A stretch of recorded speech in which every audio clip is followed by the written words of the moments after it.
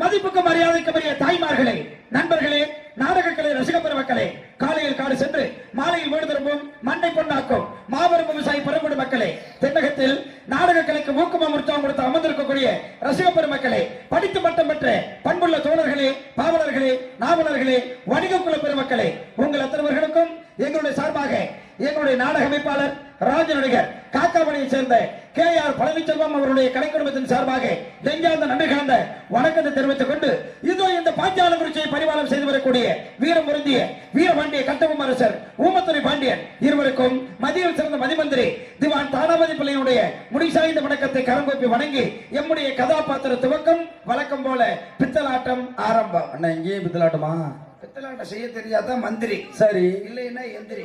ஆமாடா அப்படித்தானே இருக்குது. அந்த பையனை பித்தலாட்டம் தான் பண்ணி கிடக்குற, முன்னுக்கே வர முடியலையே. உங்களால இன்னும் 7 ஜென்மம் எடுத்தாலும் முன்னுக்கு வர முடியாது. சரி, பித்தலாட்டம் செய்யறது சரியா செய்யணும், அதுலயும் அப்பதான் முன்னுக்கு வர முடியும். ஆனா காலையில செஞ்ச ஒரு பித்தலாட்டம் அதை விட இன்னைக்கு ரொம்ப பித்தலாட்டமா இருக்கு. இன்னைக்குமா? ஐயோ, எனக்கு அன்னாடு பித்தலாட்டம் செய்யலைன்னா அன்னாடு 2-3 பேர்த்த கெடுக்கலைன்னு எனக்கு வீட்டுக்கு போய் தூக்கமே வராது. எப்படின்னா நீ மட்டும் இப்படி பல பல பலன்னு இருக்கிற? பூரா திருட்டு பொருள்தான். அப்ப திருட்டு போய அப்படி சொல்லாதனே. எப்படி திருடுறதுன்னு ஊருக்கு சொல்லி கொடுக்குற வாத்தியாருன்னு கௌரவமா சொல்லி. அப்படி கௌரவமா? ஆமா. சரி சரி சரி. திருட்டுலயும் ஒரு கௌரவம் வேணுமல்ல? அதுலயும் இருக்குதா? ஆமா. சரி சரி சரி, நம்ம பித்தலாட்டத்தை ஆரம்பிக்கிறோம். அட உன் பித்தலாட்டத்தை வச்சுக்க, எங்களை கூட்டு சேர்க்காத 4 பேர்த்து. ஏன் பாரு, நீயே வச்சுக்கானது இல்லனே, நம்ம 2 பேரும் சேர்ந்து செய்வோம். சரி, லாபம் வந்தா நம்ம வச்சுக்கலாம், வைப்போம். நட்டம் வந்தா மிருதங்காரன் தலையில கட்டி விட்டுறலாம். அவன்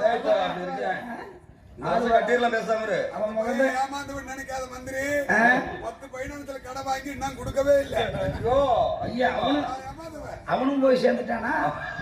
சரி விடு, லாபமோ நட்டமோ நான் ஒருத்தனே பாக்குறேன். பாரு சாமி, லாபம் வந்தாலும் பாத்துக்க, நட்டம் வந்தாலும் பாத்துக்க. சரி, நம்ம ஆரம்பிக்கலாமா? ஆரம்பிச்சுட. நம்ம பித்தலாட்டத்தை உன் பித்தலாட்டத்தை வச்சுக்கப்பா, எங்களை கூட்டு சேர்க்காத. ஏன்னா உனக்கு இவ்வளவு கோவம் வருது? காலையில பித்தலாட்டம் பண்ணிட்டு ஒரு ஆளை பித்தலாட்டம் பண்ணிட்டு வந்துட்டு அந்த ஆளு ரோட்ல நின்று இப்படியே பேசிக்கிட்டு இருக்கா. அப்படி ஏமாந்தா அவ்வளவு டவுசர் கூட விட மாட்டேன், உருவிட்டு வந்துருவேன். அப்படி இல்லைன்னா மந்திரி வேலை பார்க்க முடியுமா? நம்ம இப்படி ஜம்முன்னு இருக்க முடியுமா? பாரு பாரு, மகாராஜா பாவம் என்ன பழைய பட்டாக்கத்தியோடவே இருக்கிறாங்க. அப்படியே சுத்தி சுத்தி ஆமா, நம்ம காட்டுறாங்க பாரு. நம்ம இப்படியே தான் இருக்கிறோம். அதான் பாரு. சரி விடு, நானே ஆரம்பிக்கிறேன், நானே செய்யறேன். படப்படன்னு செஞ்சாதான் ஏதோ இவங்களை வந்திருக்கிற 4-5 பேர்த்துல 2 பேர்த்தையாவது கொல்ல முடியும். நாளைக்கு என்ன பண்ணுவேன்? நாளைக்கு 4 நாளைக்கு வேறு போற வரைக்கும் இல்லையா? இல்லையா? வீட்டுல கம்மௌண்ட் இருக்கட்டும். சரி சரி, ஆரம்பிச்சுலாமா? தம்பி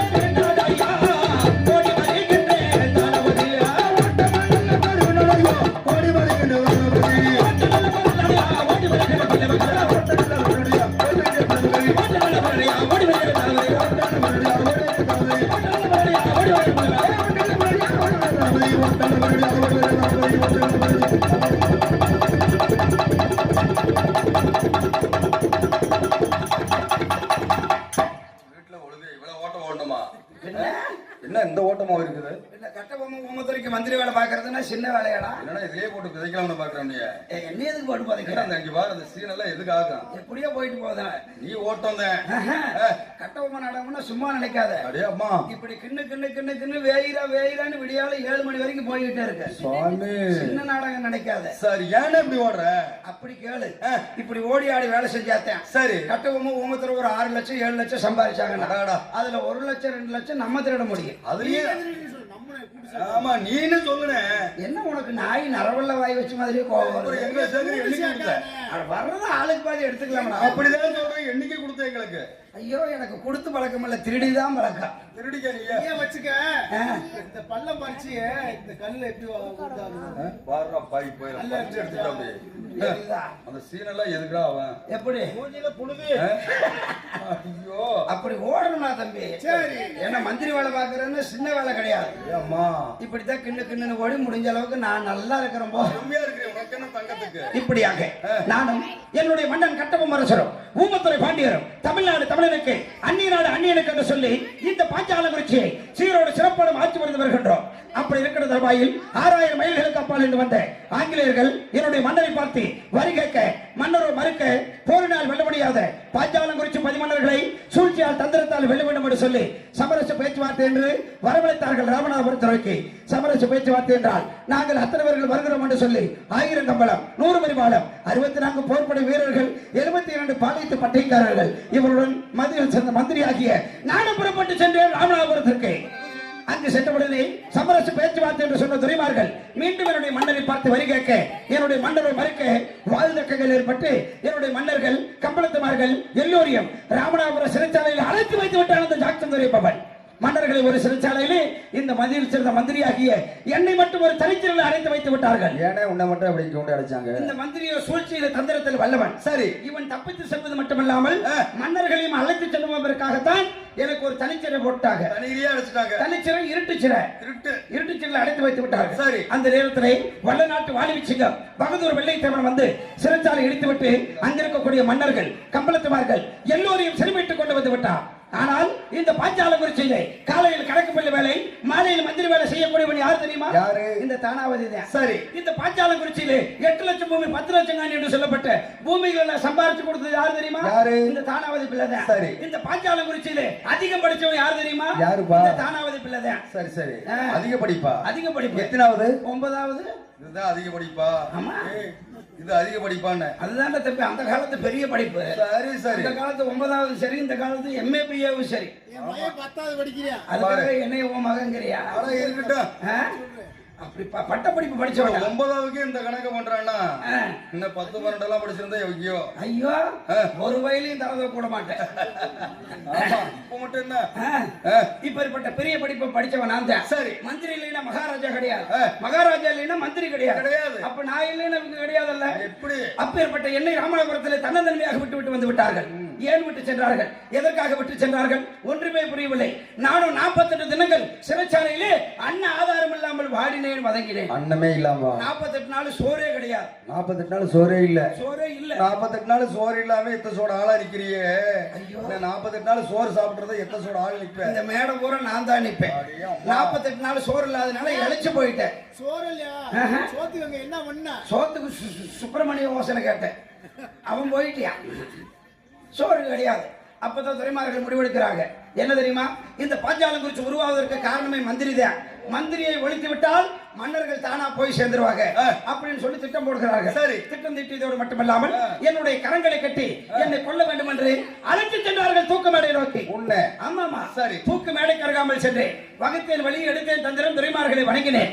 ஐயா, மன்னர்களே போயிட்டாங்க, என்னைய கொல்றதுனால உங்களுக்கு என்ன லாபம் அப்படின்னு சொல்லி துரைமார்கள் காலில் அப்படியே விழுந்துட்டேன். காலில் விழுந்தியா? காரியமாகணும்னா காலில் விழுந்துருவேன். மண்டி போட்டு விழுந்து எப்படி? இல்ல, காலில் நெட்டா விழுவுறது இருக்குது, அப்படி மண்டி போட்டு சைஸா பாக்குறது இருக்கு. அப்படி நெட்டா விழுந்துட்டேன். சரி சரி, உசுர பாதுகாப்பு பாதுகாக்கணும்ல. ஆமாமா. காலில் விழுந்தோன்னு ஐயா என்னை விட்டுருங்க, என்னை கொல்றதுனால உங்களுக்கு எந்த லாபமும் கிடையாது. ஆனா அதுக்கு பதிலா நீங்க என்னை விடுதலை செஞ்சீங்கன்னா என்னை இந்த ராமநாதபுரத்துல தன்னால விட்டு போனாங்க பாரு, என்னுடைய மன்னன் கட்டபொம்மரசர், ஊமத்துறை பாண்டியன், பகதூர் வெள்ளைத்தேவன், இந்த 3 பேத்தையும் நான் புடிச்சு கொடுத்துறேன், என்னை விடுதலை செய்யுங்கன்னு சொன்ன உடனே துரைமார்கள் என் பேச்ச நம்பிட்டாங்க. அவங்க நம்புறாங்க. அடே அப்ப இது நல்ல யோசனையா இருக்குது.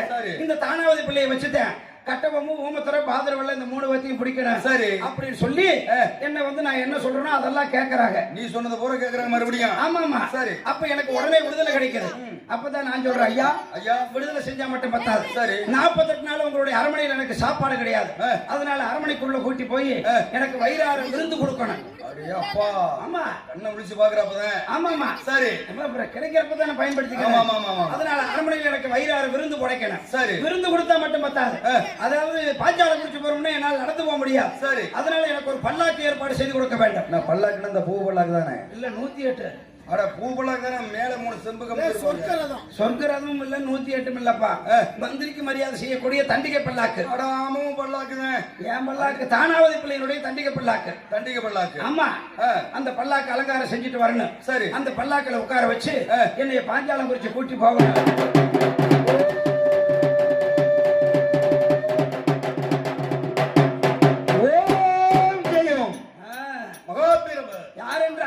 நம்ம கொசூரை சேர்ந்த பெட்டிக்காரர் அவர்கள் போய் சேர்ந்தார். நான் என்ன பண்ணுவேன்? நாளைக்கு நாளைக்கு பாத்துக்க. நான் சொல்றது முழுசா கேளுங்க. நீங்க நினைக்கிறதெல்லாம் கிடையாதுங்க.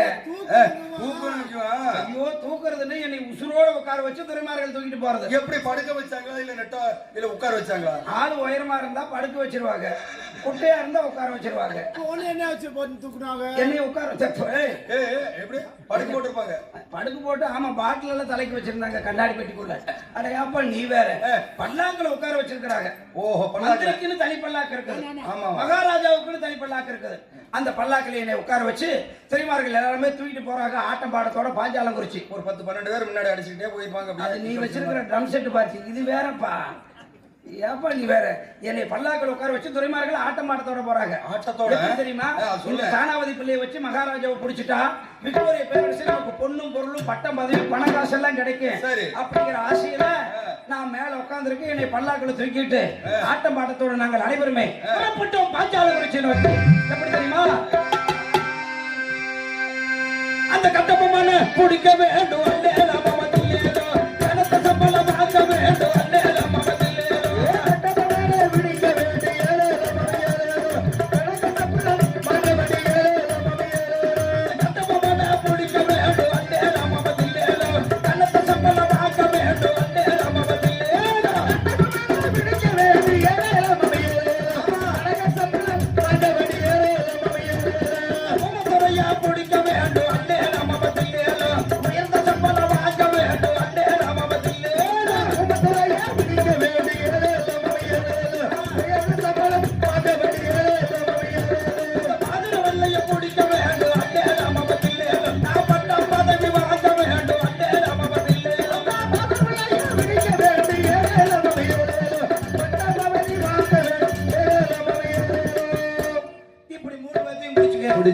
பிடிச்சு என்னமோ பண்ணிட்டு போறாங்க. இல்ல 3 பேர்த்தை பிடிச்சுன்னு நல்ல உருவாங்க. அடையாப்பா நீ வேற அவங்க 3 பேர்த்தையும் பிடிக்கணும், நம்ம பணம் காசு சம்பாதிக்கணும் அப்படின்னு அவங்க ஆட்டம் பாட்டத்தோட வர்றாங்க. சரி, நான் சும்மா இருப்பேனா? எப்படி இருப்ப? அவங்கள பார்த்து நான் பாட ஆரம்பிக்கிறேன் மறுபடியும். ஆமா, தென்னகத்திலே வெள்ளையன் காலடி எடுத்து வைத்த பொழுது வெள்ளையனை வெளியேறு என்று வீர முழக்கப்பட்டவர் யார் தெரியுமா? என்னுடைய மாமன்னன் கட்டபொம்மன் அரசர் ஊமத்துறை பாண்டியன். நீ ஏத்திருப்பாங்க பாக்குறேன். ஏத்துல தடுமாற மாட்டாங்க. வெள்ளையனை வெளியேற்றுறதுக்கு மும்முரமா இருக்கிறாங்க. அப்பேற்பட்ட மாமன்னனை இந்த மாட்டு மாமிசம் தின்னக்கூடிய துரைமார்களை பிடிக்க போகிறார்கள் அப்படின்னு சொல்லி அவங்களை பார்த்து நையாண்டியா நக்கலா நையாண்டி நக்கலை எல்லாம் ஒண்ணுதான். அவங்கள பார்த்து நான் பாட ஆரம்பிக்கிறேன். எப்படி தெரியுமா? இந்த மாட்டுக்கறிய தின்ன பையன கையில என்ன மாடு போல சுமக்கிறான கையில மாட்டுக்கறிய தின்ன பையன் கையில மாடு போல சுமக்கிறான் கையில அந்த கழுதக்கறிய தின்ன பையன கையில கழுத போல சுமக்கிறான கையில கழுதக்கறிய தின்ன பையன் கையில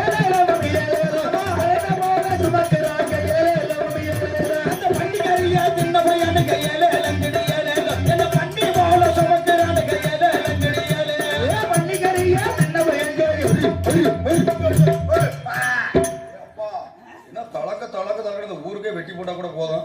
இப்படி வருது தலக்கு பண்ணி அப்படின்னு சுமக்க முடியாம சுமக்கிறாங்க அவங்க. ஆமா, சரி சரி சரி. சோட்டால சுமக்கிறது கொஞ்சமா சின்ன வேலையா? யாரு இல்ல இத்தனை வெயிட் அவர் சுமந்துட்டு அப்படியே தத்தளிச்சு சுமக்க முடியாம தத்தளிச்சுக்கிட்டு வர்றாங்க. சரி, இப்படி அவங்க பாட நான் பாட பாஞ்சாலங்குறிச்சி எல்லைக்கருகாமையில் வந்து விட்டோம். எல்லைக்கருகாமையில் வந்த உடனே துரைமார்களை ஏமாத்தி அனுப்பணும். நம்ம வேலை முடிஞ்சு போச்சல்ல, இனிமேல் இவங்க எதுக்கு? இப்படிதான் கழட்டி விட்டுருவியா? எப்பவுமே என் பழக்கம் வேலை முடிஞ்சா கழட்டி விட்டுருவேன். அதான் மந்திரி பாவி பாவி. அப்ப துரைமார்கள் சொல்ற, ஐயா இதுக்கு மேல வராதீங்க. ஐயா சொல்லுங்க, துரைமார்களை சொல்றேன். இதுக்கு மேல வந்தீங்கன்னா என்னுடைய மன்னன் கட்டபொம்மன் அரசர் ஊமத்துறை பாண்டியர் உங்களை வெட்டி போடுவாங்க. அவங்களை எப்படியாவது ஏமாற்றி நான் புடிச்சு கொடுத்துறேன், நீங்க போங்கன்னு சொன்ன உடனே இவங்க என்ன விட்டுட்டு அவங்க எங்க போயிட்டாங்க? ராமநாதபுரம் போயிட்டாங்க. மகாராஜா எங்க போயிட்டாரு? பாஞ்சாலங்குறிச்சி போயிட்டாரு. நான் எங்க நிக்கிறேன் தெரியுமா? எங்க நிக்கிறேன்? முச்சந்தியில் நிக்கிறேன். பிச்சை எடுத்து நின்னுட்டு இருக்கேன். ஒரு பிச்சை எடு, நான் வேண்டாம்னு சொல்றேன். முச்சந்தியில் ஏன் நிக்கிறேன்னு ஏன் நிக்கிறேன்? எங்க போறதுன்னு தெரியாம பிச்சை எடுக்க நிக்கிறேன். எங்க போறதுன்னு தெரியாம முச்சந்தில் நிக்கிறேன். சரி, அப்பதான் எனக்கு ஒரு யோசனை. என்ன யோசனை? நமக்கு வயசாகி போச்சு, இனிமே மந்திரி பதவி வேண்டாம், மசுறு வேண்டாம். எப்ப ராமநாதபுரத்துல நம்மள தன்னால விட்டு வந்தாங்களோ இனிமே இந்த பாஞ்சாலங்குறிச்சி போக கூடாது, மந்திரி வேலையை பார்க்க கூடாது. அப்ப என்ன செய்யணும்? நம்ம கொண்டாட்டி பிள்ளைகளை பார்க்கணும். நம்ம கொண்டாட்டி பிள்ளைகளை ஆளுக்கு 6 மாசம் பைனான்ஸ் விட்டுருக்காரு. பேச்சு கூட நம்ம கொண்டாட்டின்னு சொல்லாத எனக்கு கடுப்புண்டாயிரும். நம்ம மைக் செட்டுக்காரர், நம்ம ஆல்ரவுண்டுக்காரர், நம்ம மிருதங்காரர், நம்ம மைக் செட்டு, நம்ம ஆல்ரவுண்டு, நம்ம மிருதங்க, நம்ம பெட்டி தீய வச்சு கூட கொளுத்துங்க. ஐயோ ஐயோ. ஆனா பொண்டாட்டி மட்டும் நம்ம பொண்டாட்டின்னு சொல்லாத. பக்கு பக்குதா 2.25 லட்சம் அது வட்டிக்கு வாங்கி கல்யாணம் பண்ணி இருக்கிறேன். வட்டி உங்களோட சேர்ந்து மசுரில் தான் வட்டி கட்ட முடியும். சரி, உங்க பொண்டாட்டி ஏன் பொண்டாட்டி பிள்ளைகளை பார்க்கணும். ஏன் தெரியுமா? ஒரு மனுஷன் எவ்வளவு வேணாலும் சம்பாதிக்கலாம், மந்திரி வேலை செய்யலாம், மன்னனா இருக்கலாம், ஆடலாம், பாடலாம். ஆனா கடைசியில வர்றவங்க யாரு தெரியுமா? பொண்டாட்டி பிள்ளை தான். நம்ம செத்தா தாலி இருக்கிறது பொண்டாட்டி, கொல்லி வைக்கிறது புள்ள. இந்த 2 பேர் தான் வேணும்.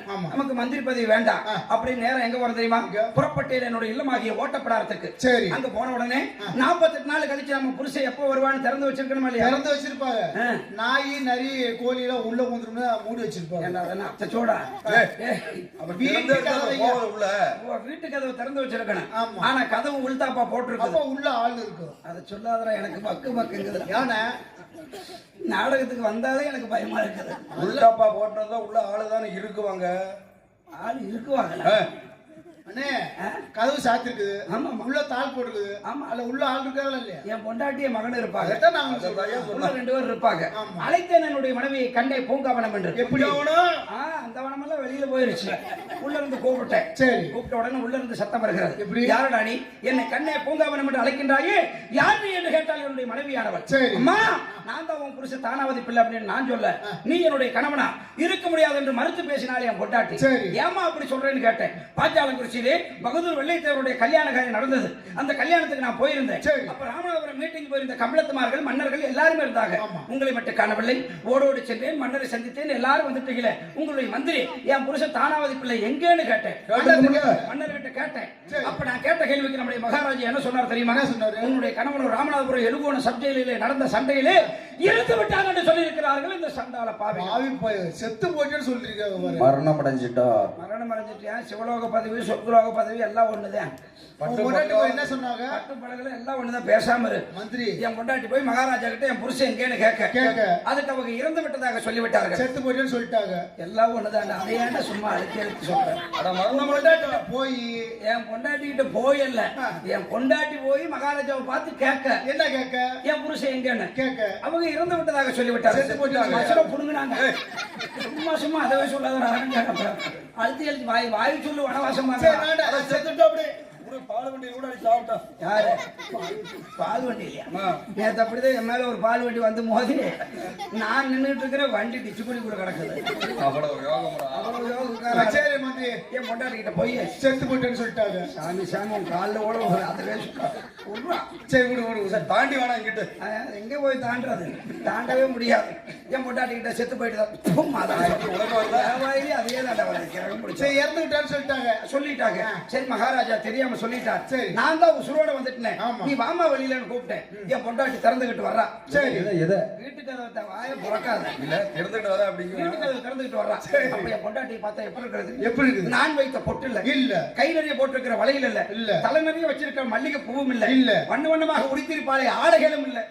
எல்லாத்தையும் அவுத்து போட்டு எப்படி இருக்கிறா தெரியுமா? அம்மனை குட்டியா இருக்கு. எல்லாம் மண்ணு விளங்கினாலும் மசூல் கூட வழங்க மாட்டேன். எல்லாத்தையும் அவுத்து போட்டு எப்படி இருக்கிறா? மொட்டை குண்டியா இருக்கான். முழுசா கேளுங்கடா கதைய. அவுத்து போட்டு என்ன எப்படி இருக்கு? எல்லாத்தையும் அவுத்து போட்டு எப்படி இருக்கிறா? என் பொண்டாட்டி வெள்ளை சீலை கட்டி விதவை கோலத்திலே இருக்கிறான். மங்களகரமா இருந்திருக்கு. பொண்டாட்டி எல்லாம் தாலி எடுத்தா அப்படிதான் இருக்குமா? அப்புறம் வெள்ளை சீலை கட்டி விதவை கோலத்துல முண்டச்சு கோலத்துல மந்திரி இவர் பொண்டாட்டி வெள்ளை சீலை தான் கட்டிக்குது. அரசு வேலை கொசு இல்ல. ஐயோ அரசு வேலை கொடுக்குற வெள்ளை சீலை வேற, இந்த வெள்ளை சீலை வேறடா. அப்புறம் எப்படி இவரு பொண்டாட்டி அப்புறம் ஏன் பொண்டாட்டி விட்டு கட்டிக்கிட்டு தானே போகுது? அதுக்குதான் அரசு புருஷன் எல்லாம் பெட்டிக்காரனுக்கு போடக்கூடாது. நான் சொல்ற கதை முண்டிச்சு கோலத்துல விதவை கோலத்துல இருக்கிறேன். அதையா வெள்ளச்சேலை கட்டிருக்குது. வெள்ளச்சேலை கட்டி இப்ப ஊர் பொண்டாட்டி வெள்ளச்சேலை கட்டிருக்குது. அது வேற இது வேற. வெள்ளச்சேலை கட்டி பொட்டு வச்சிருக்கு. என் பொண்டாட்டிக்கு பொட்டு இல்ல, பூவு இல்ல, கையில வளையலும் இல்ல. முழு முழு முழுன்னு இருக்கிறான். வெள்ளச்சேலை மட்டும் கட்டி இருக்கிறான். நீ கிழிச்சு முடுவ கிழிச்சு அப்படி இருந்தாலும் பொண்டாட்டி அப்படி இருந்தோன்னு என்னை பார்த்தோன்னா பக்குன்னு ஆகி போச்சு. ஓடி போய் கட்டி பிடிச்சு ஓன்னு அழுகிறேன். அதெல்லாம் செய்ய முடியாது. ஓன்னு அழுகிறேன்.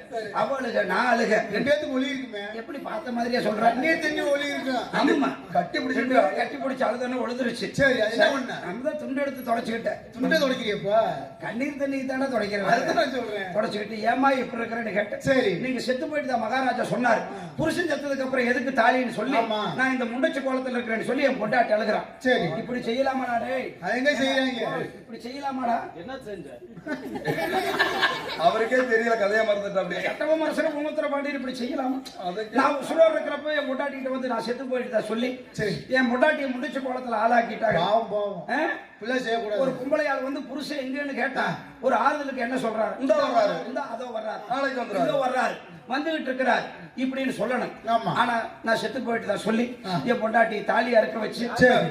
முன்னை முண்டச்சு கோலத்துல ஆளாக்கிட்டாங்க. ஆமா. இந்த கட்டபொம்மு ஊமத்துறைக்காக நான் என்னென்ன செஞ்சிருக்கிறேன். என்ன செஞ்சிருப்ப? 8 லட்சம் 10 லட்சம் சொல்லப்பட்ட பூமிகள் நான் சம்பாரிச்சு கொடுத்தது சரி, நீங்க தான். நான் தான். வாழையடி வாழையா கணக்கு பிள்ளை வேலை பார்த்தது யாரு? நான் தான். எத்தனை இது எங்க தாத்தன், ஒண்ணு, எங்க அப்பன், அதுக்கப்புறம் நான். இப்படி கணக்கு பிள்ளை வரிசையா அப்ப பாத்துக்கிட்டு நீங்க செத்துட்டீங்கன்னா உங்க மைனுக்கு வரும். ஏன்னா நான் ஜாகிரதையே உனக்கு அவ்வளவு இல்ல மந்திரி, முதல்ல உங்க இல்ல தாத்தா, வாழையடி வாழையா அப்படி கணக்கு பிள்ளை வேலை பார்க்க அப்புறம் உங்க அப்பா, அங்க அப்பா. அப்ப நீங்க பாக்குறீங்க. ஆமா. நீங்க செத்து போயிட்டா உங்க மைனுக்கு வரும்.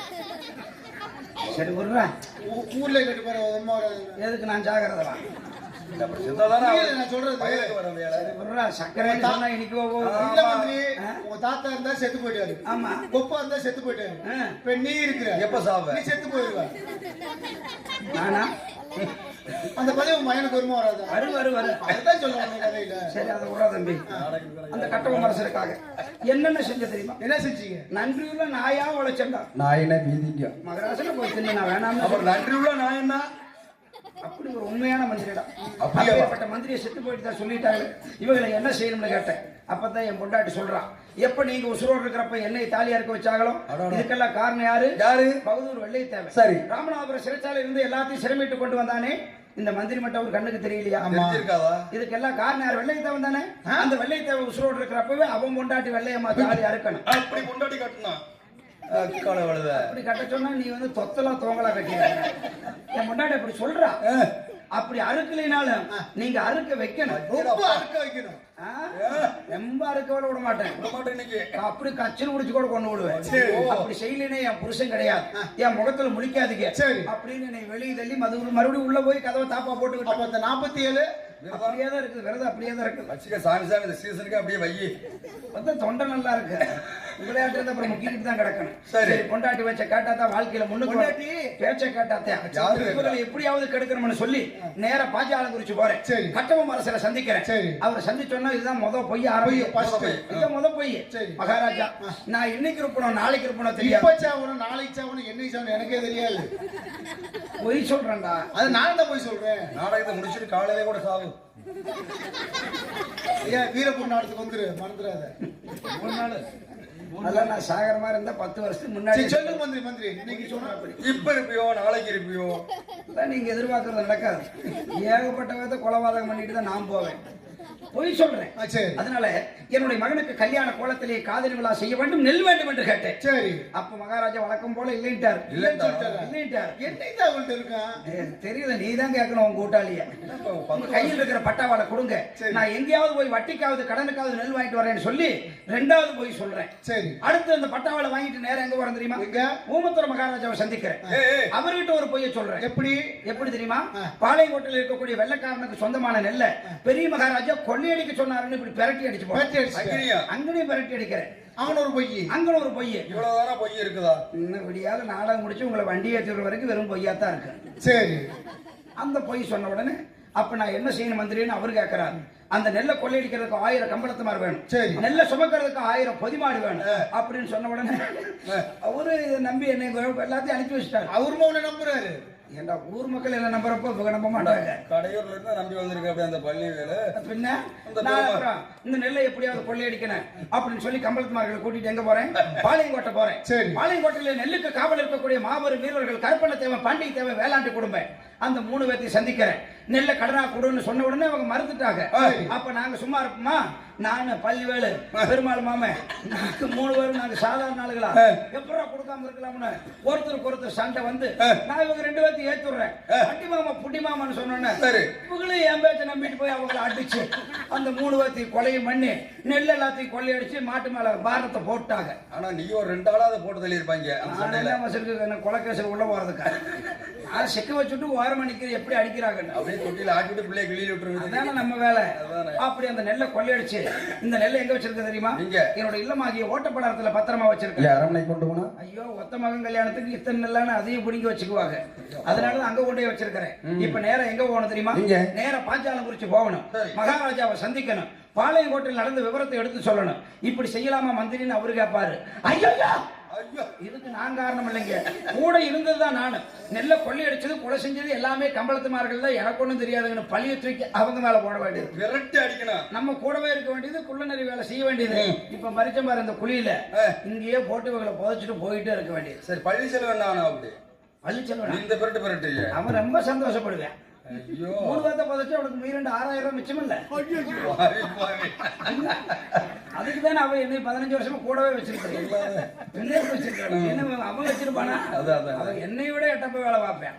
நீதான் போட்டு மடக்கிறிய நடக்கிறதா? இங்க போக விட மாட்டேங்கிறிய பள்ளி செல்வத்தை. மகாராஜா என்னையா மாண்டு விட்டான் என்று சொன்னீர்கள். இதோ மாண்டவன் மீண்டும் வருகின்றேன். பாஞ்சாலங்குறிச்சி கோட்டையை நோக்கி வந்து கொண்டிருக்கிறேன். பார்க்கிறேன் இந்த பாஞ்சாலங்குறிச்சி பதிமன்னர்களை.